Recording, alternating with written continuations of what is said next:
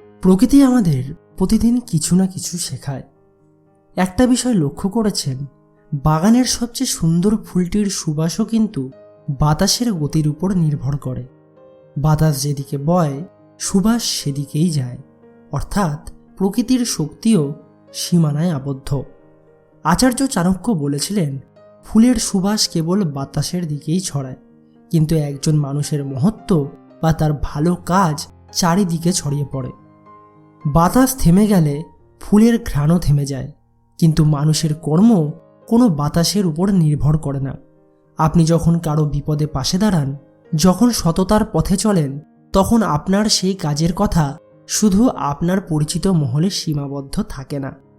চাণক্য নীতি আমাদের বলে, বাহ্যিক সৌন্দর্য বা অর্থ দিয়ে আপনি সাময়িক আকর্ষণ তৈরি করতে পারেন, কিন্তু মানুষের হৃদয়ে জায়গা করতে আপনার চরিত্র প্রয়োজন। নিজের স্বভাবকে এমনভাবে গড়ে তুলুন যাতে আপনার উপস্থিতি নয়, আপনার অনুপস্থিতিও মানুষের মনে আপনার কথা মনে করিয়ে দেয়।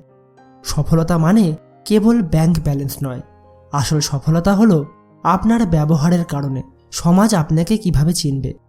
আপনি যদি নিজের ভিতর দয়া, বীরত্ব এবং সততা ধারণ করেন, তবে আপনার সেই ব্যক্তিত্বের সুবাস আটকানোর ক্ষমতা কারো নেই। তাই আজই নিজেকে প্রশ্ন করুন, আপনি কি সেই ফুলের মতো হতে চান যার সুবাস বাতাসের দয়ার উপর নির্ভরশীল, নাকি সেই মহৎ ব্যক্তির মতো হতে চান যার আদর্শের আলো চারিদিকের অন্ধকার দূর করে দেয়?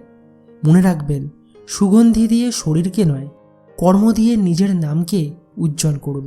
কারণ চাণক্যের এই নীতি আপনার জীবনে প্রয়োগ করুন, দেখবেন পৃথিবী আপনাকে অন্য চোখে দেখছে।